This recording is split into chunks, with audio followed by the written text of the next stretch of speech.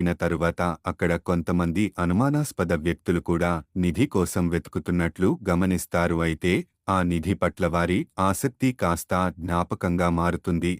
వారి ముందుకు వచ్చిన ప్రతి అడ్డంకిని అధిగమిస్తూ చివరికి ఆ నిధి దాకా చేరుకుంటారు. కానీ నిధిని తీసుకోవడానికి సమయం వచ్చినప్పుడు రాహుల్కు ఒక ఝలక్ ఇస్తుంది.